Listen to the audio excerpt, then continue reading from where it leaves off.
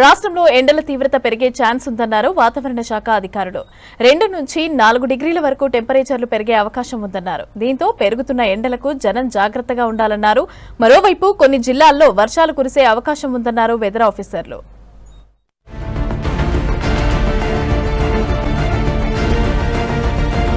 రాష్ట్రం నిప్పుల కొలిమిలా మారింది. వచ్చే 4-5 రోజులు ఎండల తీవ్రత మరింత పెరగనుంది. సాధారణం కంటే 2 నుంచి 4 రెట్లు అధికంగా ఉష్ణోగ్రతలు నమోదయ్యే అవకాశం ఉందన్నారు వాతావరణ శాఖ అధికారులు. ఇవాళ 15 జిల్లాలకు ఆరెంజ్ అలర్ట్ జారీ చేశారు. 16 నుంచి రాష్ట్రంలో ఎండల తీవ్రతతో పాటు వడగాలులు వీచే అవకాశం ఉందంటున్నారు వాతావరణ శాఖ అధికారులు. రాగల 4 రోజుల్లో రాష్ట్ర వ్యాప్తంగా అన్ని జిల్లాల్లోనూ కూడా టెంపరేచర్లు ఈ గ్రాడ్యువల్ గా 2 నుంచి 4 డిగ్రీల వరకు కూడా పెరిగే అవకాశం ఉంది. మరోవైపు రాష్ట్రానికి భారీ వర్ష సూచన చేసింది వాతావరణ శాఖ. దక్షిణ తెలంగాణ జిల్లాల్లో ఉరుములు మెరుపులతో కూడిన భారీ వర్షాలు పడతాయని తెలిపింది.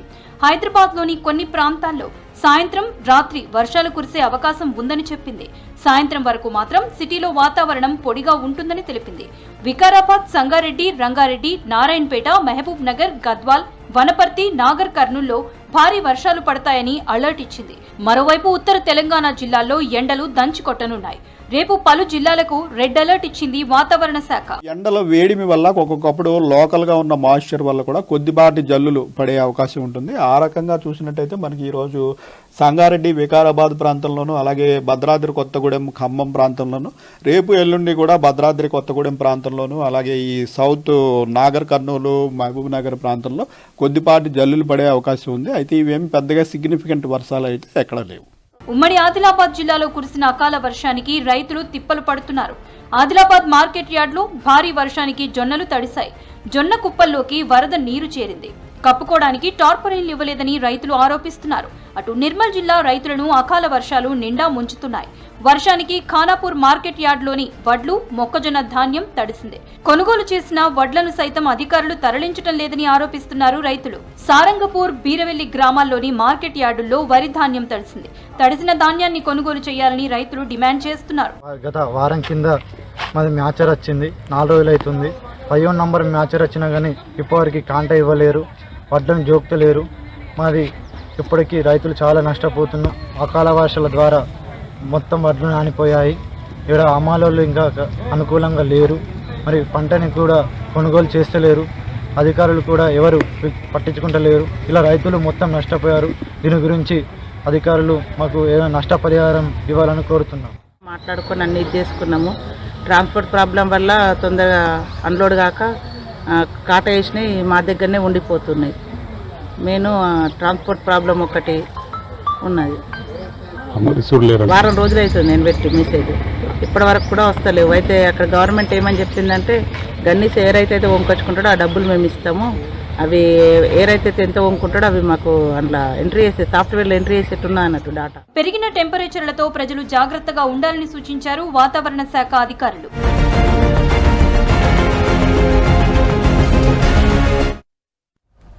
సింగరేణి సంస్థను బీఆర్ఎస్ నిర్లక్ష్యం చేసిందని అన్నారు కార్మిక శాఖ మంత్రి వివేక్ వెంకటస్వామి.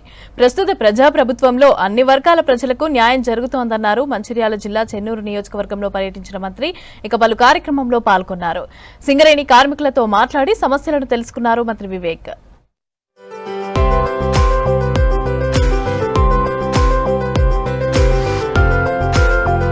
సింగరేణి కార్మికులతో కాకా కుటుంబానికి విడదీయలేని బంధం ఉందన్నారు రాష్ట్ర కార్మిక శాఖ మంత్రి వివేక్ వెంకటస్వామి. సింగరేణి సంస్థ అభివృద్ధికి కార్మికులు, అధికారులు బాధ్యతగా కృషి చేయాలని తెలిపారు. 400 కోట్లను సింగరేణి సంస్థకి ఇప్పించి 1,00,000 ఉద్యోగాలు కాపాడిన వ్యక్తి కాకా వెంకటస్వామి అని చెప్పారు. రిటైర్డ్ కార్మికులకు 10,000 పెన్షన్ వచ్చేలా ఎంపీ వంశీకృష్ణ పార్లమెంటులో కృషి చేస్తున్నారని తెలిపారు మంత్రి వివేక్.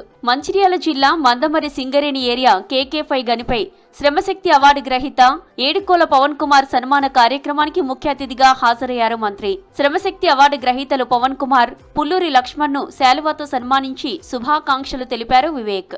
1995లో సింగరేణి సంస్థ BIFRలో ఉన్నప్పుడు అప్పుడు కాకా వెంకటస్వామి గారు మీ ఎంపీగా ఉండే, కేంద్రంలో మంత్రిగా ఉండే, అప్పుడు కొట్లాడి 400 కోట్ల రూపాయలు NTPCతో నిప్పించి ఈ సింగరేణిలో 1,00,000 ఉద్యోగాలు ఆ రోజుల్లో కాపాడడం జరిగింది. నేను ఎప్పుడు అందరికీ ఇదే చెప్తుంటాను, సింగరేణి సంస్థ మన తెలంగాణలోనే అన్నిటికన్నా పెద్ద సంస్థ మన సింగరేణి సంస్థ.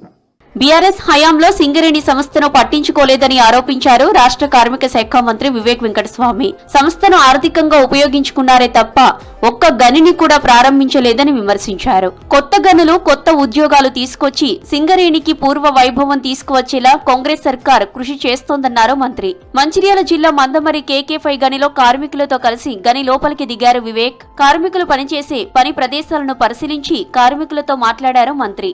కార్మికుల వర్కింగ్ కండిషన్స్ ఎట్లా ఉన్నాయి, సింగరేణి సంస్థ ఎట్లా మంచి ప్రొడక్టివిటీ తీసుకురావాలి, సింగరేణి సంస్థ ఈ ఓపెన్ మార్కెట్లో కాంపిటేటివ్గా ఎట్లా ఉండాలి, ఇవన్నీ అంశాలు కనుక్కోవడానికి ఈరోజు ఈ మైన్స్కి రావడం జరిగింది.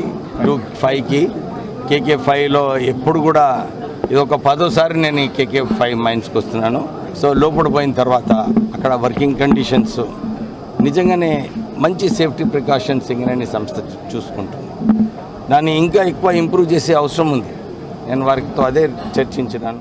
రాష్ట్రంలో ఇందిరమ్మ ఇండ్ల పథకం దేశానికి రోల్ మోడల్ గా నిలుస్తోందన్నారు మంత్రి వివేక్ వెంకటస్వామి. జూన్ 2న సెకండ్ ఫేజ్ ఇండ్ల పంపిణీ చేస్తామన్నారు. అర్హత ఉన్న ప్రతి ఒక్కరికి ఇల్లు వస్తుందన్నారు.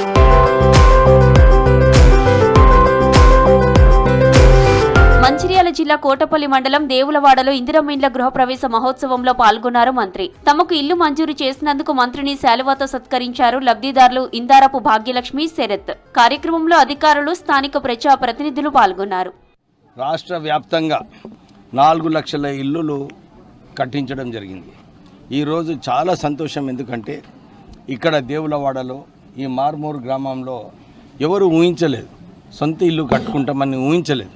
వీళ్ళకి ఒక మంచి అవకాశము ఈ ఇందిరమ్మ పథకం ద్వారా లభించింది. ఈ ఇల్లులు ఇది పూర్తిగా అయింది. వాళ్ళ గృహప్రవేశము, వాళ్ళకి ఆ దంపతులకు వారి అభినందనలు, శుభాకాంక్షలు చెప్తూ ఈ కార్యక్రమం ఎక్కడ అవకతవకలు లేవు, ఎవరికి కమిషన్ ఇచ్చేది అవసరం లేదు.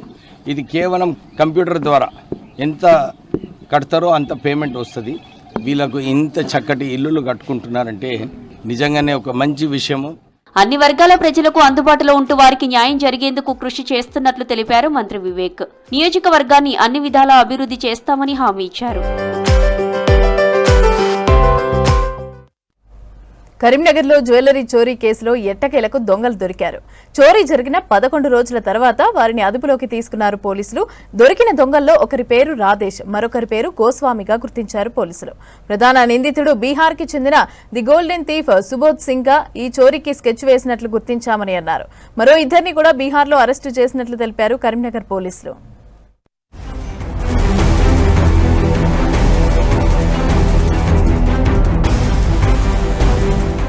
కరీంనగర్లో పట్టపగలే కాల్పులకు తెగబడి జ్యువెలరీ షాపులో ఆభరణాలు ఎత్తుకెళ్లిన దొంగలు ఎట్టకేలకు దొరికారు. చోరీ జరిగిన 11 రోజుల తర్వాత వారిని అదుపులోకి తీసుకున్నారు పోలీసులు. కేసులో 3 నిందితులను పట్టుకున్నారు పోలీసులు. దోపిడీలో మొత్తం 13 మంది నిందితులు పాల్గొన్నారని చెప్పారు కరీంనగర్ సిపి గౌస్ ఆలం. మొత్తం 161 తులాల బంగారం, 112 క్యారెట్ల వజ్రాభరణాలు దోచుకెళ్లారు. పూర్తిగా దీంట్లో ఒక evidence we have verified in detail. ఆ సీన్ ఆఫ్ క్రైమ్లో దొరికిన evidence including that bag which I showed, ఆ తర్వాత సీసీటీవీ ఫుటేజ్లో దొరికిన ఎవిడెన్స్, తర్వాత మన తెలంగాణ పోలీస్ దగ్గర ఉన్న all technical tools to verify criminal records are photo ఏమైనా అఫెండర్స్తో మ్యాచ్ అవుతుందా లేదా మొత్తం వెరిఫై చేసిన తర్వాత within 2 days we were able to identify some of the offenders. And ఆ తర్వాత మ్యాక్సిమం అఫెండర్స్ ఐడెంటిఫై చేసిన తర్వాత teams they worked hard and ensured that these 3 people were arrested. దోపిడీ కేసులో సుబోధ్ సింగ్ ప్రధాన నిందితుడిగా తెలిపారు పోలీసులు. 2 నెలల క్రితమే 4 ప్రాంతాల్లో రెక్కి నిర్వహించి కరీంనగర్లో దోపిడీ చేశారని చెప్పారు సిపి. బీహార్, బెంగాల్, జార్ఖండ్లో ఈ గ్యాంగ్ చోరీలకు పాల్పడిందన్నారు పోలీసులు. దోపిడీకి ముందు ధర్మపురితో పాటు పలు ప్రాంతాల్లో దొంగలు షెల్టర్ తీసుకున్నారని చెప్పారు. చోరీ తర్వాత 3 టీంలుగా విడిపోయి ధర్మపురి దగ్గర 2-వీలర్ వదిలి పరారయ్యారు. నిందితుల నుంచి ఇప్పటి వరకు 51,000 నగదు, 2 మొబైల్స్ సీజ్ చేశారు. బంగారం కొన్న వ్యాపారితో పాటు నిందితులను అరెస్టు చేశామన్నారు సిపి. ఇంకా పరారీలో ఉన్న వారి కోసం గాలిస్తున్నామని చెప్పారు. మన లేటర్ ఇన్వెస్టిగేషన్ లో తెలిసింది that they took help of internal roads, then from there they dump the bike. అక్కడ నుంచి మళ్ళీ by walk and by bus and by train they manage to escape to the state.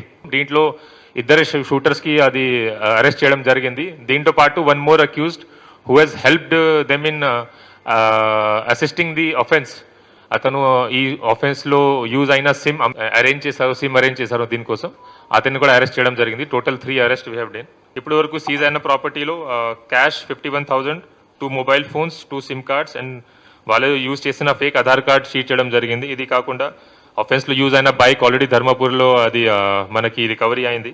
దీంట్లో main Subodh Singh is the gang leader. అతను ప్రస్తుతం పూర్ణియా జైల్లో ఉన్నారు కాబట్టి అతనికి అక్కడ నుంచి పీటీ వరంలో తీసుకొని ఇన్వెస్టిగేషన్లో అతన్ని కూడా ఇంటరోగేషన్ చేస్తాము. ఇది కాకుండా other members were absconding, our teams are still working. ఈ నెల 3న జ్యోతినగర్ పీఎంజే జ్యువెలరీ షాపులో చొరబడి కాల్పులు జరిపి నగలు ఎత్తుకుపోయారు 5 దొంగలు. బైక్లపై పరారై మహారాష్ట్ర మీదుగా పశ్చిమ బంగాల్ వైపు చేరుకున్నట్లు గుర్తించారు. కొంత బంగారాన్ని పశ్చిమ బంగాల్లోని వ్యాపారికి అమ్మగా అక్కడే 2 దొంగలు వ్యాపారిని పట్టుకున్నారు పోలీసులు. ఆ తర్వాత మరో 2ని బీహార్లో అరెస్టు చేసినట్లు తెలిపారు కరీంనగర్ పోలీసులు.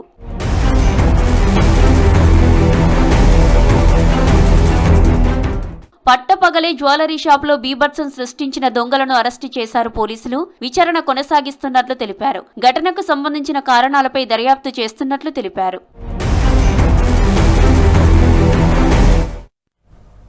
పెద్దపల్లి జిల్లా పాలకుర్తి మండలం పుట్నూరు గ్రామానికి చెందిన మహిళ హత్య కేసును ఛేదించారు పోలీసులు. అదే గ్రామానికి చెందిన వేల్పుల స్వామి మర్డర్ చేసినట్లు చెప్పారు పెద్దపల్లి ఏసీపీ కృష్ణ. నిందితుడి దగ్గర నుంచి గొడ్డలి, బైక్, సెల్ ఫోన్తో పాటు రక్తపు మరకలతో ఉన్న బట్టలను స్వాధీనం చేసుకున్నామన్నారు. హార్వెస్టర్ డ్రైవర్గా పనిచేస్తున్న వేల్పుల స్వామి అదే గ్రామానికి చెందిన సుమలత గత 10 ఏళ్లుగా సహజీవనం సాగిస్తున్నారని చెప్పారు. అయితే కొంతకాలం నుంచి సుమలత స్వామిని దూరం పెట్టిందని వివరించారు పోలీసులు. వేరే వ్యక్తిని పెళ్లి చేసుకుంటుందేమోననే అనుమానంతో సుమలతను స్వామి గొడ్డలితో నరికి హత్య చేసినట్లు తెలిపారు. నిందితుడిని అరెస్టు చేసి రిమాండ్కు తరలించారు పోలీసులు.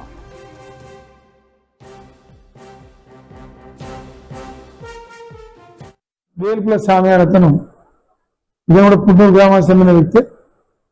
ఈ బౌతు సుమలత ఆమెకు 2 అన్నదమ్ములు, ఒక తండ్రి ఉంటాడు, తల్లి చనిపోయింది.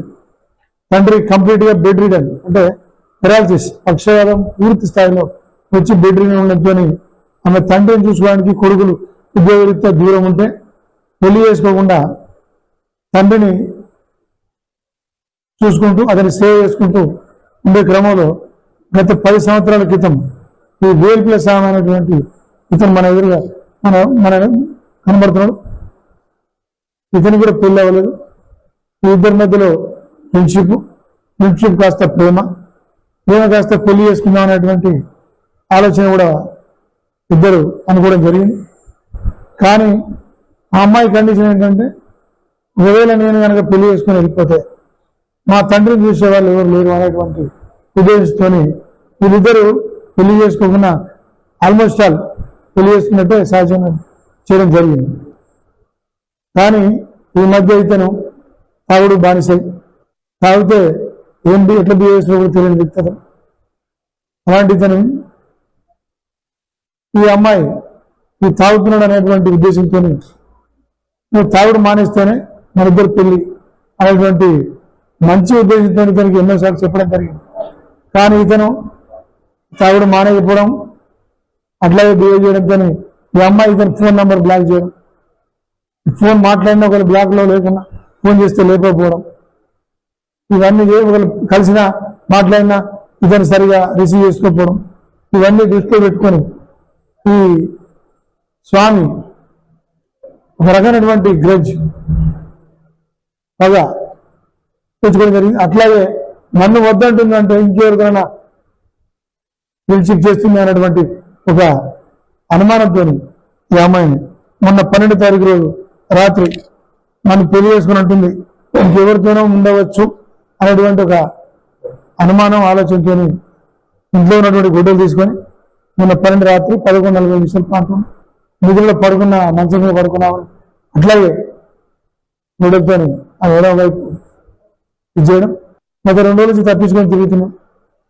వెంటనే ఎస్ఐ గారు, మా సిఐ గారు ఇన్సిడెంట్ జరిగిన వెంటనే ఇన్వెస్టిగేషన్లో భాగంగా ఫస్ట్ ఎవరైంది తెలియలేదు, కానీ మా సిఐ గారు, ఎస్ఐ గారు వీళ్ళందరూ కూడా డీటెయిల్గా ఇన్వెస్టిగేషన్ చేసిన తర్వాత వాళ్ళ వ్యక్తి అయినటువంటి విషయం నిర్ధారణకు వచ్చి అతని కోసం వెతుకులనే క్రమంలో ఈరోజు మా ఈసారి తక్కలపల్లి సమాజ ప్రాంతంలో ఇంట్లో డబ్బుల కోసం తీసుకుని వచ్చే క్రమంలో మా వాళ్ళు యాదాద్రి భువనగిరి జిల్లా బీబీనగర్ మండలం రుద్రవల్లి దగ్గర మూసీ నదిపైన నిర్మిస్తున్న వంతెన 12 ఏళ్లుగా అసంపూర్తిగానే నిలిచిపోయింది. ప్రభుత్వాలు మారినా, పాలకులు మారినా బ్రిడ్జి నిర్మాణం మాత్రం ముందుకు కదలటం లేదు. అప్పట్లో కోట్ల రూపాయలతో ప్రారంభించిన ఈ వంతెన పనులు మధ్యలోనే నిలిచిపోవడంతో ప్రజలు తీవ్ర ఇబ్బందులు పడుతున్నారు.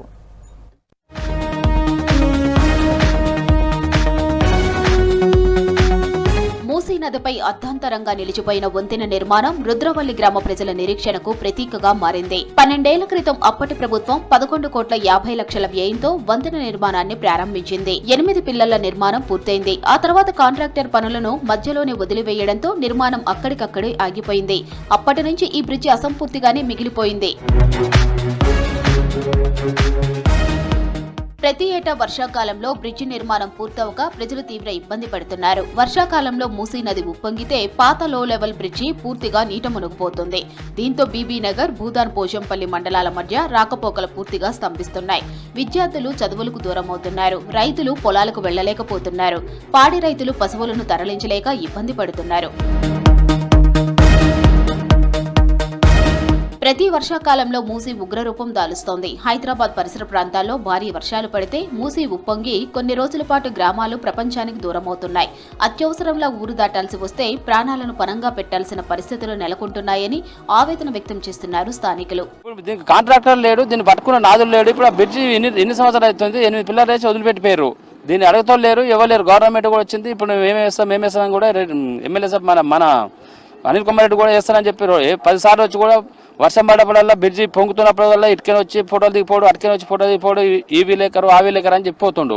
ఇంతవరకు ఏడున్న పని అన్నే ఉంది, అసలు పని నడుస్తలేదు. ఈ బ్రిడ్జికి ఇది 10 రోజులు కాదు 20 రోజుల దాకా దీనికి వాటర్ పోతూనే ఉంటుంది. రాకపోకలు పోచంపల్లి, బీబీనగర్ ఇట్లా ఇప్పుడు 2 హైవేలకు అంతరాయం కలుగుతుంది. దీంతో ఆల్రెడీ మొన్న బ్రిడ్జి అప్పుడు కూడా నీళ్ళు వస్తే కూడా పోనీకి రాకపోతే రెడ్ మిక్స్ ట్యాంకర్ పెట్టి మామూలుగా టెంపరీ చేసి వదిలిపెట్టిరు దాన్ని. ఇప్పుడైతే ఆయనతో కూడా ఉండదు. అలా పర్యవట్టింది బ్రిడ్జి, ఇప్పుడు అది పనిచేయదు. మాకు ఇమీడియట్ గా బ్రిడ్జి కావాలి ఏదేమైనా సరే. ఈ వంతెన పూర్తయితే బీబీనగర్, భూదాన్, పోచంపల్లి మండలాల మధ్య రాకపోకలు సులభమవుతాయి. హైదరాబాద్, వరంగల్ జాతీయ రహదారికి చేరుకోవడానికి ఇదే అత్యంత దగ్గరి మార్గం. రుద్రవల్లి గ్రామ ప్రజలు తమ ప్రతి అవసరానికి పోచంపల్లి పైన ఆధారపడుతున్నారు. కానీ వరదల సమయంలో గ్రామస్తులు చుట్టూ తిరిగి వెళ్లాల్సి వస్తుంది. దీనివల్ల రైతులు చాలా ఇబ్బంది పడుతున్నారు. వచ్చే వెళ్ళే వాళ్ళు కూడా ప్రయాణికులు కూడా చాలా ఇబ్బంది పడుతున్నారు. అటు సైడ్ ఇటు సైడ్ కొద్దిగా డ్యామేజ్ ఉండే, ఆ డ్యామేజ్ని ఏం చేసారు, ఒక 2 లక్షలు 3 లక్షలు శాంక్షన్ చేసి ఆ వర్క్ కంప్లీట్ చేశారు. అది ఇప్పుడు ఏముంది, ఇంకొక వర్షం పడ్డది, ఒక వాగు వచ్చిందంటే అటు ఇటు మళ్ళీ యథావిధిగా సేమ్ పరిస్థితి.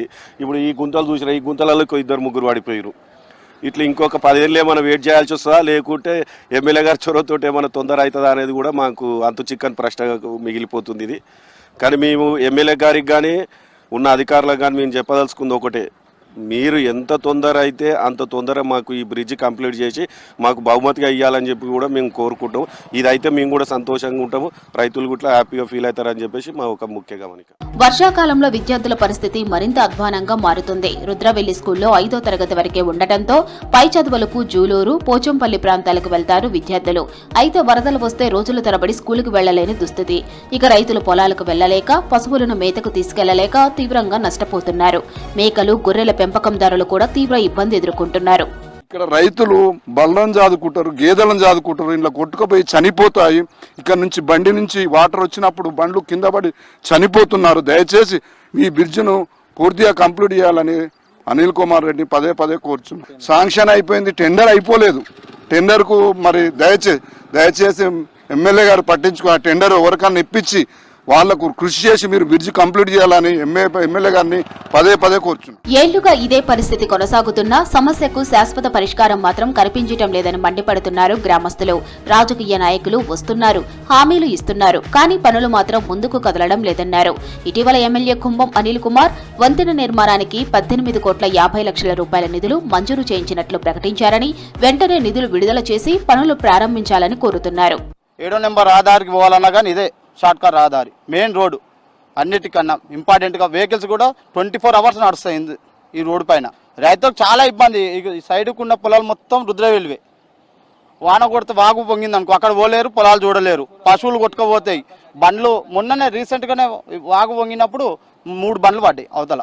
ఆల్రెడీ మీడియా కూడా ఇచ్చారు. కలెక్టర్ సార్ వస్తారు, విఆర్ఓ ఎంఆర్ఓ అందరు వస్తారు వాగు వంగినప్పుడు వస్తారు. కానీ సార్లు ఏమైంది సార్ ఏంటంటే అవుతుందా మా పని కాంట్రాక్టర్ చేంజ్ అవుతుంది దొరకట్లేదు, చేంజ్ అయ్యిండు వస్తుంది పని నడుస్తాడు అదే విధంగా ఉంది. కానీ కొంచెం సార్లు అందరూ సహకరించుకొని పని చేయాలి. కోమారెడ్డి వెంకరెడ్డి గారు కూడా చొరవ తీసుకొని దీన్ని కంప్లీట్ చేస్తారని కోరుకుంటున్నాం. 12 ఏళ్లుగా అసంపూర్తిగా నిలిచిపోయిన ఈ వంతెన ఇప్పుడు ప్రజలకు ప్రాణ సంకటంగా మారింది. ప్రతి వర్షాకాలంలో రాకపోకలు నిలిచిపోవడం, విద్యార్థులు, రైతులు, గ్రామస్తులు ఇబ్బందులు పడటం ఇక్కడ సాధారణమైపోయింది. ఇప్పటికైనా ప్రభుత్వం స్పందించి రుద్రవల్లి వంతెన నిర్మాణాన్ని పూర్తి చేస్తుందా లేదా అన్నది చూడాలి.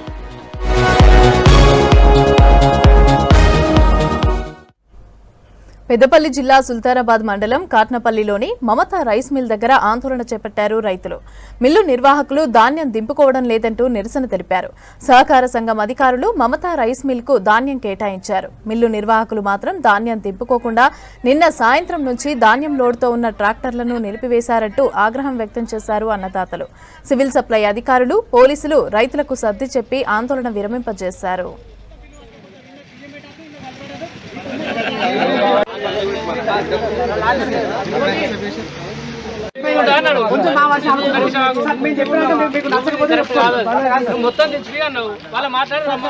మాకు మమత మిల్లు కేటాయిస్తే మేము ఇక్కడికి తీరా వచ్చేసరికి ఏమన్నా అంటే మిల్లు ఓనర్ మా దగ్గర గోడంలో జాగలేదు, మేము దించుకోము అని బండ్లు బయటకు పోవాలని తాళం వేసుకొని చేతులు ఎటోళ్ళు అటుపోయారు. బండ్లు నిన్నటి నుండి దిగుమతి అవుతలేవు.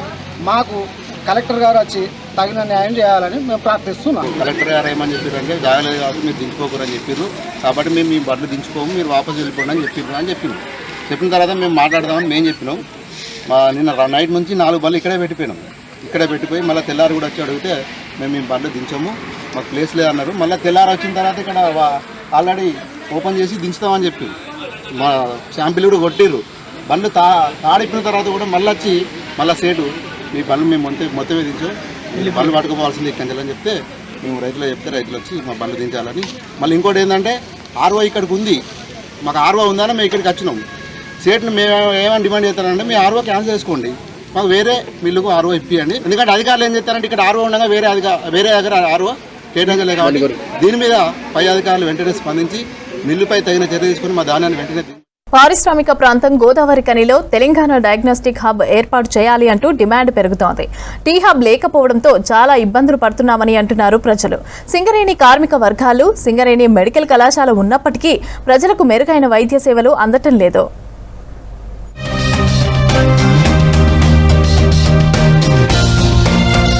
పెద్దపల్లి జిల్లా నుండే కాక ఇతర జిల్లాల నుండి నిత్యం వేల సంఖ్యలో రోగులు వైద్యం కోసం గోదావరి ఖని ప్రభుత్వాసుపత్రికి వస్తారు. వారిని పరీక్షించిన వైద్యులు రోగ నిర్ధారణ పరీక్షలు రాస్తూ ఉంటారు.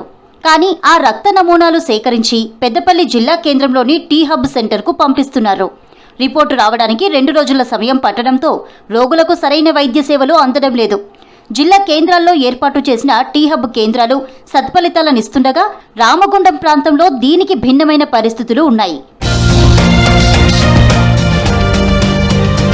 జిల్లాలోని టీ డయాగ్నోస్టిక్ కేంద్రానికి వచ్చే శాంపిళ్లలో రామగుండం పారిశ్రామిక ప్రాంతంలోని ప్రభుత్వ సార్వజనిక ఆసుపత్రితో పాటు 6 ప్రాథమిక ఆరోగ్య కేంద్రాలు, మరో ప్రాథమిక ఆరోగ్య కేంద్రానివే సగానికి పైగా ఉంటున్నాయి.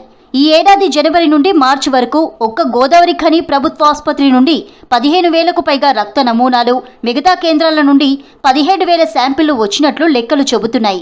ఇంత ఓపీ పెరుగుతున్న క్రమంలో అధికారులు దీన్ని దృష్టిలో పెట్టుకొని ఆ టీ హబ్ అనేది పారిశ్రామిక ప్రాంతంలో కూడా ఏర్పాటు చేస్తే తద్వారా ఇక్కడ అనేక రోగాలకు సంబంధించిన పరీక్షలను వెంటనే నిర్ధారణ చేసి పేషెంట్లకు తగిన వైద్యం చేసేయడానికి ఇక్కడ వెసులుబాటు ఉంటుంది. పెద్దపల్లి జిల్లా ఆసుపత్రితో పాటు గోదావరి ఖని, సుల్తానాబాద్, మంథని ఆసుపత్రులు 18 ప్రాథమిక, 7 పట్టణ ప్రాథమిక ఆరోగ్య కేంద్రాల నుండి వ్యాధి నిర్ధారణ పరీక్షల కోసం టీ హబ్ కేంద్రానికి ప్రతి నెల 15,000 నుంచి 20,000 వరకు శాంపిళ్లు వస్తూ ఉంటాయి. ఇందులో 4వ వంతు ఒక్క గోదావరి ఖనిలోని ప్రభుత్వ ఆసుపత్రివే ఉంటున్నాయి. శాంపుళ్లు పంపించిన మరుసటి రోజు రిపోర్టులు వస్తుంటాయి. అత్యవసరమైన సందర్భాల్లోనూ రిపోర్టుల కోసం వెయిట్ చేయాల్సిందే.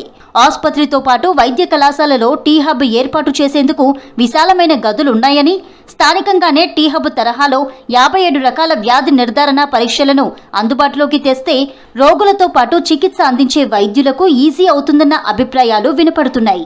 ఓపీఏ 1,500 మంది దాకా వస్తున్న తరుణంలో టెస్టులు చేయాలంటే టీ హబ్ పేరుతోటి డయాగ్నోస్టిక్స్ పేరుతోటి జిల్లా కేంద్రంలో ఉన్నటువంటి పెద్దపల్లి ఆసుపత్రికి పంపిస్తే ఆ టెస్టులు రావాలంటే మొబైల్కి రావడం 24 అవర్స్ 48 అవర్స్ దాకా వేచి చూడడం వల్ల రోగులు అనేక రకాలుగా ఇబ్బందులు పడుతూ ఉన్నారు. ఇక్కడనే ఆ డయాగ్నోస్టిక్ సెంటర్ను ఏర్పాటు చేసి సుమారు ఆ డయాగ్నోస్టిక్ సంబంధించి 54 రకాల ఉచిత సేవలు అందే విధంగా చూడాలని గోదావరి ఖని ప్రభుత్వ ఆసుపత్రిలో కొన్ని రకాల అత్యాధునిక వ్యాధి నిర్ధారణ పరీక్షలకు సంబంధించి యంత్రాలు సైతం అందుబాటులో ఉన్నాయని, ఇక్కడ చేయలేని కొన్ని పరీక్షలను మాత్రమే జిల్లా కేంద్రంలోని టీ హబ్ సెంటర్కు పంపిస్తున్నట్లు వైద్య అధికారులు చెబుతున్నారు. టీ హబ్ ప్రతి జిల్లా కేంద్రంలో ఉంటుంది కాబట్టి ఇంకొక టీ హబ్ కంటే దానికి సమానంగా సెంట్రలైజ్డ్గా మార్చడం కోసము మేము ప్లాన్ చేస్తున్నాం. అండ్ ఆటోమేటిక్గా ఇక్కడ నుండే పబ్లిక్కి ఎవ్రీడే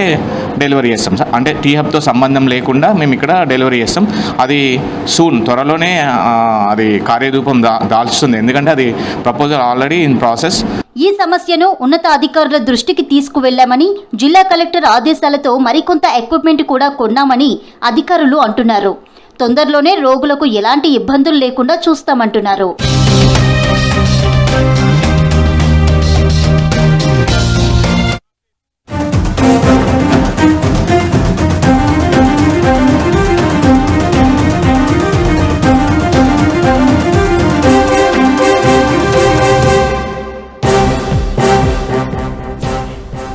ఈ ఫార్ములా కేసులో కేటీఆర్ సహా మరో ఇద్దరికి ఏసీబీ కోర్టు సమన్లు జారీ చేసింది. జూలై 31న విచారణకు హాజరు కావాలని ఏసీబీ కోర్టు ఆదేశించింది. ఇప్పటికే ఫార్ములా ఈ కేసులో ఛార్జిషీట్ వేసింది ఏసీబీ. ఈ కేసులో A1 గా కేటీఆర్ ఉండగా A2 గా అరవింద్ కుమార్, A5 గా FEO సంస్థ ఉంది. ఇక 2023లో విదేశీ సంస్థకు డబ్బులు చెల్లించారని కేసు నమోదైంది. ఈ ఫార్ములా కేసులో కేటీఆర్ సహా మరో ఇద్దరికి ఏసీబీ కోర్టు సమన్లు జారీ చేసింది. జూలై 31న విచారణకు హాజరు కావాలని ఏసీబీ కోర్టు ఆదేశించింది. ఇప్పటికే ఫార్ములా ఈ కేసులో ఛార్జిషీట్ వేసింది ఏసీబీ.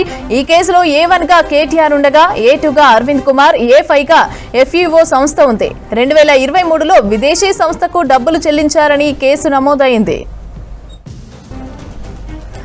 రెడీగా మరిన్ని అప్డేట్స్ రామ్ ప్రసాద్ అందిస్తారు. రామ్ ప్రసాద్, కేటీఆర్ కు ఏసీబీ కోర్టు సమన్లు జారీ చేసినట్టుగా తెలుస్తోంది. అయితే దీనికి సంబంధించిన అప్డేట్స్ ఏంటి? తెలంగాణ రాష్ట్రంలో సంచలనం సృష్టించినటువంటి ఫార్ములా ఈ కార్ రేస్కు సంబంధించి అయితే ఏసీబీ సుదీర్ఘ విచారణ చేసిన అనంతరం ఇటు హైకోర్టు అనుమతితో అయితే నాంపల్లి కోర్టులో ఛార్జ్షీట్ దాఖలు చేయడం జరిగింది. మనం ముఖ్యంగా చూసినట్లయితే ఇటు ఏసీబీ కోర్టులో ఛార్జ్షీట్ దాఖలు చేసిన అనంతరం ఈ కేసుకు సంబంధించినటువంటి విచారణలో భాగంగా నోటీసులను అయితే జారీ చేయడం జరిగింది. కేసులో 2023లో ఇటు ఫార్ములా ఈ కార్ రేస్కు సంబంధించినటువంటి ఒక నిధుల బదిలీకి సంబంధించి అవకతవకలు జరిగాయంటూ నమోదు చేసినటువంటి కేసులో అయితే A1 నుంచి A5 వరకు 5 ఉన్నారు. ఇందులో A1 గా ఉన్నటువంటి కేటీఆర్తో పాటు అదేవిధంగా A2 గా ఉన్నటువంటి అరవింద్ కుమార్, అంతేకాకుండా A3 గా ఉన్నటువంటి BLN రెడ్డితో పాటు అదేవిధంగా A4, A5 గా ఉన్నటువంటి FEO సంస్థకు కూడా నోటీసులను అయితే ఇటు ఏసీబీ కోర్టు జారీ చేయడం జరిగింది. నోటీసులలో ముఖ్యంగా ఈ నెల జూలై 31వ తేదీన విచారణకు హాజరు కావాలంటూ కూడా నోటీసులో పేర్కొనడం జరిగింది. ముఖ్యంగా మనం 2023లో జరిగినటువంటి ఫార్ములా ఈ కార్ రేస్కు సంబంధించి ఒకసారి గమనించినట్లయితే 55 కోట్ల HMDA నిధులను అయితే కేబినెట్ నిర్ణయం లేకుండా నిధులను బదిలీ చేసినట్లు, అంతేకాకుండా ఇటు HMDA నిబంధనలకు విరుద్ధంగా కూడా ఇటు బదిలీ చేయడం జరిగింది. సో ఈ నిధులన్నింటినీ కూడా FEO కంపెనీకి బదిలీ చేసినటువంటి క్రమంలో ఇటు ఇరు దేశాల మధ్యలో లావాదేవీలు కూడా సరైన పద్ధతిలో చేయలేదంటూ కూడా ఈ యొక్క ఏసీబీ అధికారులు దర్యాప్తులో తేలింది. సో దీనికి సంబంధించి కేసును మరింత ముందుకు తీసుకువెళ్లడమే లక్ష్యంగా ఏసీబీ అధికారులు ఇటు హైకోర్టును ఆశ్రయించడం జరిగింది. హైకోర్టు అనుమతి ఇవ్వడంతో ఈ యొక్క కేసును పోలీసులు దానికి సంబంధించి ఏసీబీ అధికారులు అయితే ఇప్పటికే ఈ కేసు మనం చూడవచ్చు చాలా రకాలైనటువంటి దర్యాప్తులు కొనసాగించడం జరిగింది. గతంలో A1 గా ఉన్నటువంటి కేటీఆర్తో పాటు అరవింద్ కుమార్, అదేవిధంగా BLN రెడ్డిని కూడా ఏసీబీ అధికారులు పలుమార్లు విచారణ చేయడం జరిగింది. విచారణలో తీసుకున్నటువంటి ఒక సేకరించిన సమాచారం ఆధారంగా అయితే ఛార్జ్షీట్ దాఖలు చేయడం జరిగింది. ఛార్జ్షీట్లో మరిన్ని విషయాలను కూడా పేర్కొనడంతో దానికి సంబంధించినటువంటి ఒక సమన్లను అయితే జారీ చేయడం జరిగింది. జూలై 31వ తేదీన సమన్లకు హాజరై అనంతరం తీసుకోబోయేటువంటి నిర్ణయాలు కానీ విచారణ కానీ కేసుకు సంబంధించి ఏదైతే ఇటు ఏసీబీ కోర్టు తీసుకున్నటువంటి నిర్ణయం అయితే సర్వత్రా ఉత్కంఠగా మారిందని చెప్పవచ్చు. ఎందుకంటే మొదటి నుంచి కూడా నిధుల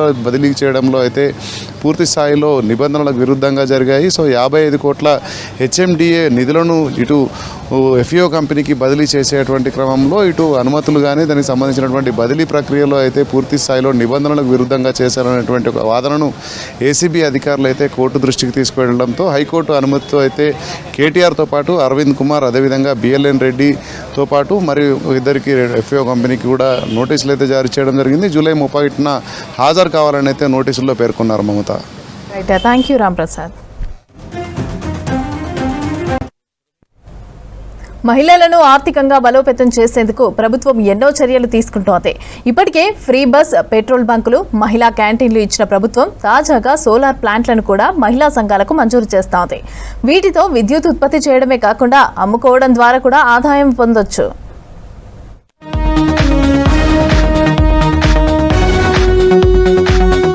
ఇందిరా మహిళా శక్తి పేరుతో స్వయం సహాయక సంఘాల ఆధ్వర్యంలో భద్రాద్రి జిల్లాలో ఒక మెగావాట్ సామర్థ్యం కలిగిన 2 సోలార్ యూనిట్ల ఏర్పాటుకు రాష్ట్ర ప్రభుత్వం నిర్ణయించింది. పైలట్ ప్రాజెక్టుగా సుజాతానగర్, మునుగోడు మండలాలను ఎంపిక చేశారు. మండల సమైక్య సభ్యులు బృందంగా ఒక మెగావాట్ పవర్ ప్లాంట్ నిర్వహిస్తారు. ఈ ప్లాంట్ ఏర్పాటుకు అవసరమైన స్థలాన్ని ప్రభుత్వమే ఎంపిక చేస్తుంది. వ్యవసాయ రంగంలో నానాటికి విద్యుత్ వినియోగం పెరుగుతుంది. దీంతో థర్మల్, హైడల్ పవర్ ప్లాంట్లపై ఒత్తిడి పెరుగుతుంది. దీంతో వ్యవసాయ రంగంలో సోలార్ విద్యుత్ వాటా పెంచేందుకు కేంద్రం పీఎం కుసుమ్ పేరుతో కొత్త పథకాన్ని అమల్లోకి తెచ్చింది. రైతులు సహకార సంయుక్త పద్ధతిలో 0.5 మెగావాట్ల నుంచి 2 మెగావాట్ల వరకు సోలార్ ప్లాంట్లు ఏర్పాటు చేసుకుంటే కేంద్రం ప్రోత్సాహకాలను అందిస్తుంది. కానీ ఈ స్థాయిలో పవర్ ప్లాంట్ ఏర్పాటు చేయాలంటే 2 నుంచి 15 ఎకరాల వరకు స్థలం అవసరమవుతుంది. రైతు సంఘాల దగ్గర ఆ స్థాయిలో భూములు అందుబాటులో లేవు. దీంతో పీఎం కుసుమ్ తరహాలోనే మహిళా సంఘాలతో సోలార్ పవర్ ప్లాంట్ల ఏర్పాటుకు రాష్ట్ర ప్రభుత్వం ముందుకొచ్చింది. 480 సంఘాలు ఉన్నాయి. 4480 మందిలో ఈ సోలార్ ప్లాంట్ సంబంధించిన పైలట్ ప్రాజెక్టు రావడం జరిగింది. ఇది సుజాతనగర్ మండలంలోనే ఉన్న గ్రామాలన్నిటికీ కూడా ఈ సోలార్ ప్రాజెక్టు వల్ల అటు రైతుల వారికి కానివ్వండి, మహిళా సంఘాలకు కానివ్వండి, వ్యవసాయ పరంగానే ఉపయోగించడానికి ఉపయోగపడుతుంది. దీంతో పాటు భద్రాద్రి కొత్తగూడెం జిల్లాలోనే సుజాతనగర్ మరియు మనుగోరు, భద్రాద్రి జిల్లా సమైక్యలో ఈ 3 కంబైన్ తోని ఈ భద్రాద్రి కొత్తగూడెం జిల్లాకి 2 జిల్లాలకి 2 మండలాలకి ఈ సోలార్ ఆటో భద్రాద్రి జిల్లాకి అత్యంత సన్నిహితమైనది. సీఎం గారు దృష్టిలో ఇది పెట్టుకొని ఇచ్చినందుకు మన సెర్పో సిఓ డిఎం గారు కూడా దీన్ని మంచి కోఆపరేషన్ చేశారు. దీనివల్ల సుజాతనగర్ మండలంలో ఉన్న పైలట్ ప్రాజెక్టుగా ముందు ఉండి ఆ సంఘాలని అందరినీ కూడా ముందు నడిపించేసి ఆ వచ్చిన విధి విధానాలన్నీ కూడా ముందుకు నడిపిస్తామని కోరుకుంటూ మహిళా సంఘాల ఆధ్వర్యాన ఏర్పాటు చేసే సోలార్ పవర్ ప్లాంట్ నుంచి సగటున ప్రతిరోజు 4500 యూనిట్ల విద్యుత్ గ్రిడ్ కు సరఫరా అవుతుంది. ప్రస్తుతం ఒక్క యూనిట్ కు విద్యుత్ సంస్థలు ₹3.13 చెల్లిస్తున్నాయి. ఈ లెక్కన నెలకు సుమారు 4 లక్షల ఆదాయం వస్తుంది. ఇందులో కొంత మొత్తాన్ని ప్లాంట్ నిర్వహణ ఖర్చులకు, మరికొంత భాగాన్ని మహిళా సమైక్యాలకు కేటాయించి మిగిలిన సొమ్మును బ్యాంకు రుణాల చెల్లింపుకు ఉపయోగిస్తారు. ప్రస్తుత అంచనాల ప్రకారం బ్యాంకు రుణం కనిష్టంగా 10 ఏళ్ల నుంచి గరిష్టంగా 15 ఏళ్లలో తీరిపోతుంది. ఆ తర్వాత 10 ఏళ్ల పాటు వచ్చే ఆదాయం మహిళా సమైక్యాలకే చెందుతుంది. ఈ సొమ్మును స్వయం సహాయ సంఘాల అభివృద్ధికి ఉపయోగిస్తారు. మహిళా శక్తిలో కార్యక్రమాల్లో భాగంగా మా మండలానికి పీఎం కుసుమ్ కింద సోలార్ పవర్ ప్రాజెక్టు రావడం చాలా సంతోషంగా ఉంది.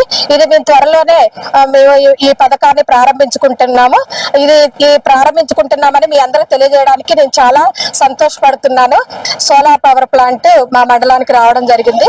దీనికి గాను మా సుజాత్ నగర్ మండలంలో లక్ష్మీదేవిపల్లి, గరీపేట మధ్యలో 4 ఎకరాల భూమిని కేటాయించడం జరిగింది. ఈ ప్రాజెక్టు రావడం వల్ల మా మండలంలో ఉన్న మహిళలు ఆర్థికంగా డెవలప్మెంట్ అవడానికి ఇది చాలా దోహదపడుతుంది. ఇదే విధంగా జిల్లాలో మా మండలమే పైలట్ ప్రాజెక్ట్ గా సెలెక్ట్ అయినందుకు మాకు చాలా సంతోషంగా ఉంది. ఒక మెగావాట్ సోలార్ పవర్ ప్లాంట్ ఏర్పాటుకు అందుబాటులో ఉన్న స్థలం, అక్కడి భౌగోళిక పరిస్థితుల ఆధారంగా సగటున 3 కోట్ల వరకు వ్యయమవుతుందని అంచనా. ఇందులో 10% పెట్టుబడిని మహిళా సమైక్యాలు సమకూర్చుకోవాలి. మిగతా 90% పెట్టుబడిని రుణాల రూపంలో బ్యాంకులు అందిస్తాయి. ఈ ప్లాంట్ నుంచి ఉత్పత్తి అయిన విద్యుత్ను గ్రిడ్ కు అనుసంధానం చేస్తారు. ఆపై వచ్చే ఆదాయం నుంచి నిర్వహణ ఖర్చులు పోను నెలకు కొంత చెల్లిస్తే రుణభారం తగ్గుతూ ఉంటుంది. ఇప్పటికే ఖమ్మం జిల్లాలో ఎర్రుపాలెం మండలంలో సోలార్ పవర్ ప్లాంట్ ఏర్పాటు పనులు చివరి దశకు చేరగా కల్లూరు మండలంలో పనులు వేగంగా జరుగుతున్నాయి. భద్రాద్రి జిల్లాకు సంబంధించిన మండలాలు, మహిళా సమైక్యాల ఎంపిక, స్థలం కేటాయింపుపై స్పష్టత రావడంతో త్వరలోనే పనులు మొదలు కానున్నాయి.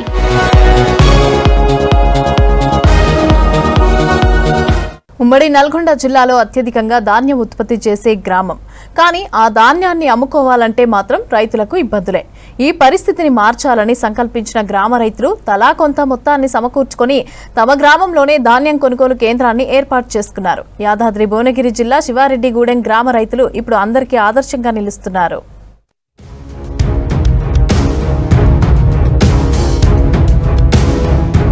యాదాద్రి భువనగిరి జిల్లా భూదాన్ పోచంపల్లి మండలం శివారెడ్డిగూడెం గ్రామంలో సుమారు 800 మంది రైతులు పూర్తిగా వ్యవసాయం మీదే ఆధారపడి జీవిస్తున్నారు. ప్రతి ఏడాది ఖరీఫ్ రబీ సీజన్లలో కలిపి సుమారు 10,000 మెట్రిక్ టన్నుల ధాన్యం ఈ గ్రామం నుంచే ఉత్పత్తి అవుతోంది.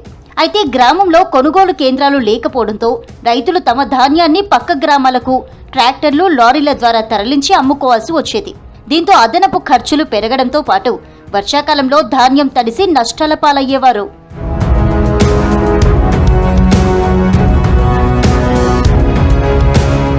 ఈ ఇబ్బందులను అధిగమించాలనే ఉద్దేశంతో గ్రామ రైతులు, మహిళా సమైక్య సంఘ సభ్యులు, గ్రామ పెద్దలు అందరూ కలిసి ఒక నిర్ణయానికి వచ్చారు. ప్రభుత్వం కోసం ఎదురు చూడకుండా తమ గ్రామంలోనే ధాన్యం కొనుగోలు కేంద్రాన్ని ఏర్పాటు చేయాలని సంకల్పించారు. ఆ నిర్ణయమే ఇప్పుడు శివారెడ్డిగూడెం గ్రామంలో 11 ఎకరాల విస్తీర్ణంలో ధాన్యం కొనుగోలు కేంద్రంగా రూపుదిద్దుకుంది. మాది ఉమ్మడి నల్గొండ జిల్లా ఉమ్మడిగా ఉన్నప్పుడే మేము పాడిలా నెంబర్ 1లో ఉన్నాం. మా దగ్గర వచ్చిన ధాన్యం ఇప్పుడు ఉమ్మడి జిల్లా రాదు, మా జిల్లా యాదాద్రి జిల్లాలో కూడా ఎక్కడ రాదు. మాది దాదాపు 2 లక్షల బస్తాలు మేము పంటకు మా రైతులం ఇస్తాం. ఇంకా ఈ 2 లక్షల బస్తాలే కాకుండా ఇంకా పక్క ఊర్లకు మార్కెట్ సరిపోక ఇప్పుడు పక్క ఊర్లలో అమ్మేది. ఇప్పుడు అది ఏముండదు, ఇంకా దాటితే 2 లక్షల బస్తాలు కూడా మేము ఇంకా దాటి అమ్ముతాం. గతంలో మేము మార్కెట్ లేనప్పుడు కిరాయి స్థలాలు ఉన్నప్పుడు పక్కన విలేజ్లో పోవడం ఇబ్బందులు ఉండేది. ఇప్పుడు మాకు సరిపోయేంత మార్కెట్ కూడా ఏర్పాటు చేయడం జరిగింది. 12 ఎకరాల మార్కెట్ అంటే ఈ నియోజకవర్గంలో ఎక్కడ కూడా పాడి ఎక్కడ లేదు. ఉమ్మడి జిల్లాలోనే మా కాన్స్టిట్యున్సీ ఫస్ట్, మళ్ళీ మండలానికి వచ్చేవరకే మా మండలమే ఫస్ట్, గ్రామానికి వచ్చేవరకే మా శివారెడ్డిగూడెంలో పాడి పంట ఎక్కువ, రైతులు ఎక్కువ. అందరూ ఐక్యంగా ఉండి ముందుకు తీసుకుపోతామని 2019లో మహిళా సమైక్య సంఘాల నిధులు, గ్రామ రైతుల సహకారంతో 8 ఎకరాల భూమిని ప్రైవేటు వ్యక్తుల నుండి 86,40,000 వ్యయంతో కొనుగోలు చేశారు. ఆ భూమిలోనే ధాన్యం కొనుగోలు ప్రక్రియను ప్రారంభించారు. ఐకేపీ, పిఎసిఎస్ ఆధ్వర్యంలో ప్రభుత్వం కొనుగోళ్లు చేపట్టడంతో రైతులు మధ్యవర్తులు లేకుండానే నేరుగా తమ గ్రామంలోనే ధాన్యాన్ని అమ్ముకుంటున్నారు. మరియు రైతుల యొక్క ఆలోచనకు మహిళలు దానికి సహకరించి మహిళలు వారి నుంచి 50 లక్షలు వారి సొంతంగా వారి మహిళా సమాఖ్య నుంచి డిఆర్డిఓ సహకారంతో 50 లక్షలు వారు మరి 40 లక్షలు రైతులు జమ చేసుకొని మొత్తం 90 లక్షలతో 8 ఎకరాల భూమిని వ్యవసాయ మార్కెట్ కోసం కొనుగోలు చేశారు. మేమందరం గ్రామ ప్రజలందరం కలుసుకొని ఏం చేయాలో అది చేసుకొని మేము అందరం ఏకతాటి మేము వచ్చి మా వంతు సాయం చేసుకున్నాం. ఇప్పుడు మా చేతులు లేకుండా ఉంది కాబట్టి ప్రభుత్వాన్ని ఒకటే కోరుకుంటున్నాం. మేము ఈ మౌలిక సదుపాయాలు తక్షణమే ప్రభుత్వం ఉన్నాం. ఎమ్మెల్యే గారు మాకు ఇక్కడ ఎండిఓ గారు రోడ్డు సౌకర్యం లేదు, లారీలకు వస్తుంది ఇబ్బంది అవుతుంది, మీరు చేయాలని కోరుకుంటున్నాం. మేము ముఖ్యంగా మూసీ పరివాహక ప్రాంతంగా ఉండటంతో ఈ గ్రామంలో వరి పంట ఎక్కువగా సాగవుతోంది.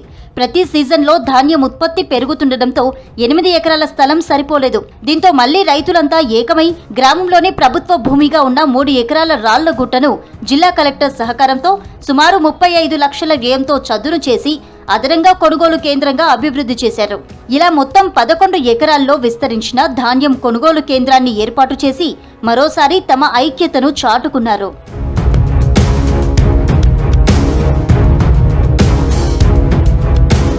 చిన్న గ్రామమైన పెద్ద ఆలోచనతో ముందుకు వచ్చిన శివారెడ్డిగూడెం ఇప్పుడు జిల్లాలోనే కాకుండా రాష్ట్ర స్థాయిలో ఆదర్శ గ్రామంగా నిలుస్తోంది.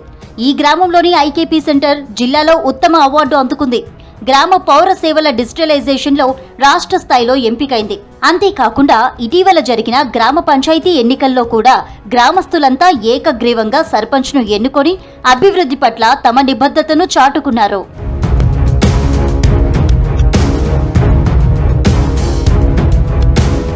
ధాన్యం కొనుగోలు కేంద్రాన్ని స్వయంగా ఏర్పాటు చేసినప్పటికీ ఇంకా కొన్ని మౌలిక సదుపాయాలు అవసరమని రైతులు చెబుతున్నారు.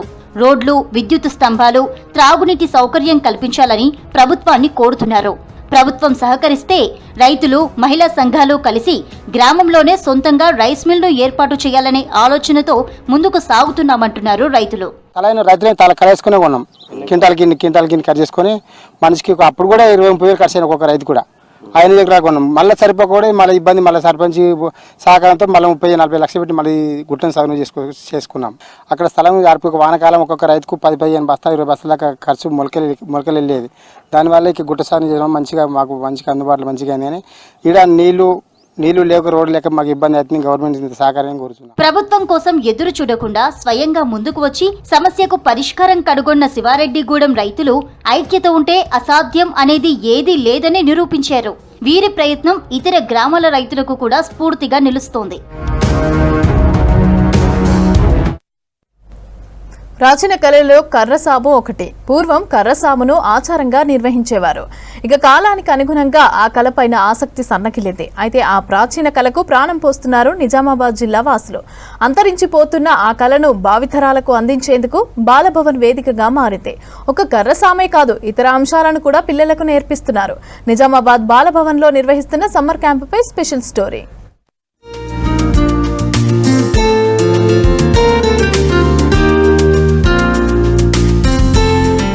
నిజామాబాద్ జిల్లా కేంద్రంలోని బాలభవన్ కర్రసాము విద్యకు కేర్ ఆఫ్ అడ్రస్ గా మారింది. ఏటా వేసవి సెలవుల్లో కర్రసాముపై ప్రత్యేక శిక్షణ ఇస్తున్నారు నిర్వాహకులు. వేసవి ప్రత్యేక శిక్షణ శిబిరాల్లో సుమారు 30 అంశాలపై తర్ఫీదు ఇస్తుండగా నేటి తరం చిన్నారులు, ప్రత్యేకంగా అమ్మాయిలు కర్రసాముకు జై కొడుతున్నారు. సుమారు 200 మందికి పైగా చిన్నారులు కర్రసాములో సాధన చేస్తున్నారు. సుమారు 10 ఏళ్లుగా ఇక్కడ కర్రసాముపై ప్రత్యేక శిక్షణ ఇస్తున్నారు. శిక్షణ పొందిన చిన్నారులు రాష్ట్ర, జాతీయ స్థాయిలో రాణిస్తూ జిల్లా కీర్తిని దశ దిశలా చాటుతున్నారు. కర్ర పట్టుకుని గిరగిరా తిప్పుతూ ఔరా అనిపిస్తున్నారు. యువతులు ఆత్మరక్షణ కోసం ఈ విద్య నేర్చుకుంటున్నట్లు చెప్తున్నారు. రాజుల కాలంలో కర్రసాము ఉన్నట్లు టీవీలో చూశామని, ఇప్పుడు ఇక్కడ ఈ యుద్ధ విద్య నేర్చుకోవటం ఆనందంగా ఉందని చెప్తున్నారు. వేసవి కాలంలో నేను టైం వేస్ట్ చేయకుండా బాలభవన్కి వచ్చి అన్నీ నేర్చుకుంటున్నాను. ఇక్కడ నేను నేర్చుకునేది కర్రసాము, మెహందీ, డ్యాన్స్, మ్యూజిక్ అన్నీ నేర్చుకుంటున్నాను. ప్రతి ఇయర్ నేను ఇక్కడికి వస్తాను. చాలా బాగుంది, చాలా బాగా టైంపాస్ కూడా అవుతుంది. అందుకే ఇంట్లో ఫోన్ చూడకుండా, టీవీ చూడకుండా ఇక్కడికి వచ్చి ఏదైనా చేస్తే కూడా మనకి ఇంటెలిజెంట్ అనేది పెరుగుతుంది. నేను కంఠేశ్వర్ నుండి వస్తున్నాను. ఇక్కడ నేను కర్రసాము, ఎంబ్రాయిడరీ, మ్యూజిక్, శ్లోకాలు అన్నీ నేర్చుకుంటున్నాను. ఇక్కడ నేర్చుకోవడం వల్ల నేను చాలా మంచిగా ఫీల్ అవుతున్నాను. ఇక్కడ నేను లాస్ట్ 2 ఇయర్స్ నుండి వస్తున్నాను. కర్రసాము, డ్రాయింగ్, మ్యూజిక్, సింగింగ్ అన్నీ నేర్చుకుంటున్నాను. ఎంబ్రాయిడరీ కూడా నేర్చుకుంటున్నాను. నాకు అన్నిటికన్నా కర్రసాము ఎక్కువ ఇష్టము. ఇక్కడ సంగీతం, డ్యాన్స్, కోలలు, కర్రసాము ఇక్కడ అన్నీ నేర్చుకుంటున్నాను. ఇక్కడ బాగా టైంపాస్ అవుతుంది. కర్రసాము వల్ల ఏదన్నా ఆపద వస్తే చేయగలిగేటట్టు ఉంటుంది. ఈ బాలభవన్లో అన్ని కరిక్యులర్ యాక్టివిటీస్ నేర్చుకుంటున్నాను. ఏదంటే మెహందీ, ఎంబ్రాయిడరీ, కర్రసామ, డ్యాన్స్, డ్రాయింగ్, ఇంకా ఎన్నో. కర్రసామ వల్ల బాలికలకి చాలా సెల్ఫ్ డిఫెన్స్ వస్తుంది. ప్రాచీన కళలలో కర్రసాము ఒకటి. అంతరించిపోతున్న ఈ కళను భావితరాలకు అందించాలనే లక్ష్యంతో బాలభవన్లో ఈ శిక్షణపై విద్యార్థులకు తర్ఫీదు ఇస్తున్నారు. చిన్నారులు సైతం కఠోర సాధన చేస్తున్నారు. మహిళలపై జరుగుతున్న అఘాయిత్యాలకు సమాధానం చెప్పాలంటే ఇటువంటి ప్రాచీన విద్య ఎంతో అవసరమని శిక్షకులు చెప్తున్నారు. కర్రసాము ప్రాచీన విద్య అయినప్పటికీ ఇప్పుడు ప్రాచుర్యంలో ఉన్న కరాటే, కుంఫు, బాక్సింగ్ వంటి శారీరక విద్యలకు ధీటుగా ఉంటుందని అంటున్నారు. అంతరించిపోతున్న ఈ విద్యను ప్రభుత్వం ప్రోత్సహించే విధంగా చర్యలు తీసుకుంటే ప్రతి ఒక్కరికి ఉపయోగం ఉంటుందని చెప్తున్నారు. కర్రసాము అనేది ఎందుకు నేర్చుకోవాలి, అన్నిటికన్నా బేస్ మార్షల్ ఆర్ట్స్ అని ఎందుకు చెప్తున్నామంటే, బేసికలీ ఇది మన ప్రాచీన యుద్ధ కళ. అంతేకాకుండా కర్రసాము చేయడం వల్ల మన కాలి గోర్ల నుండి మెదడు నరాల వరకు కూడా అన్నీ కూడా ఎక్సర్సైజ్ అవుతాయి. అందుకే కంపల్సరీగా అమ్మాయిలే కాదు, అబ్బాయిలు ఎవరైనా సరే ప్రతి ఒక్కరూ కర్రసాము అనేది నేర్చుకోవాలి. నిజామాబాద్ జిల్లా కేంద్రంలోని బాలభవన్లో 30 రకాల అంశాలపై చిన్నారులకు శిక్షణ ఇస్తారు. ఏప్రిల్ 17 నుంచి జూన్ 10వ తేదీ వరకు ఈ శిబిరం కొనసాగుతుంది. ఈ సంవత్సరం దాదాపు 700 మంది చిన్నారులు ఈ క్యాంపుకు హాజరవుతున్నారు. సంగీతం, శాస్త్రీయ నృత్యం, పెయింటింగ్, డ్రాయింగ్, కర్రసాము, ఎంబ్రాయిడరీ, యోగాతో పాటు 30 రకాల అంశాలు నేర్పిస్తారు. ఈ సంవత్సరం కొత్తగా కంప్యూటర్ కోచింగ్ కూడా యాడ్ చేశారు. చిన్నారులు వేసవిలో అన్నీ నేర్చుకునేలాగా ఏర్పాటు చేశారు. తాము అన్ని చక్కగా నేర్చుకుంటున్నామని పిల్లలంటుంటే పిల్లల్లో ఉన్న సృజనాత్మకతను వెలికి తీసేందుకే ఈ శిబిరం నిర్వహిస్తున్నామని తెలిపారు శిక్షకులు, నిర్వాహకులు. చిన్నపిల్లలకి dance, music, drawing, yoga, music ఇవి నేర్పిస్తున్నాము చిన్నపిల్లలకి. పెద్ద పిల్లలకి వాళ్ళ ఇష్టం ఉన్నవి, దాని తర్వాత మెహందీ, కర్రసాము, వాళ్ళకి ఇష్టం ఉన్న దాంట్లో వాళ్ళు నేర్చుకోవచ్చు. ఆడపిల్లలు కానీ మగపిల్లలకు కానీ కరసాం నేర్చుకోవడం వలన శరీరం దృఢత్వంగా ఉంటుంది. ప్లస్ వాళ్ళకి ఎటుపోయినా కూడా ఏ సమస్య వచ్చినా కూడా ఎదుర్కొనే మనోస్థైర్యం కలుగుతుంది. కేవలం 250 రూపాయల ఫీజుతో చిన్నారులకు 30 అంశాల్లో శిక్షణ ఇస్తున్నామని, పిల్లల ఇంట్రెస్ట్ ని బట్టి ఏ కోర్సునైనా వారు ఎంచుకోవచ్చని తెలిపారు నిర్వాహకులు. ఈ సంవత్సరం కొత్తగా కంప్యూటర్ నేర్పిస్తున్నామని తెలిపారు. మ్యాజిక్, కర్రసాము పట్ల విద్యార్థులు ఆసక్తి కనపరుస్తున్నారని తెలిపారు. 30 అంశంలను మేము పిల్లలకి నేర్పించడానికి ఇక్కడ వాళ్ళ ముందుంచాము. మరి వీటిలో ఎంపిక చేసుకున్న 4-5 అంశంలను పిల్లలు ఎంతో శ్రద్ధగా వచ్చి నేర్చుకుంటున్నారు ఇక్కడికి. మరి ఈ శిక్షణ తరగతులలో విశేష స్పందన వచ్చి ఇప్పటి వరకు 720 మంది పిల్లలు ఇక్కడ బాల్భవన్లో ప్రవేశం పొంది ఉన్నారు. కర్రసాము పోటీల్లో ఇందూరు చిన్నారులు జాతీయ స్థాయిలో రాణిస్తున్నారు. జిల్లా కీర్తిని దశ దిశలా చాటుతున్నారు.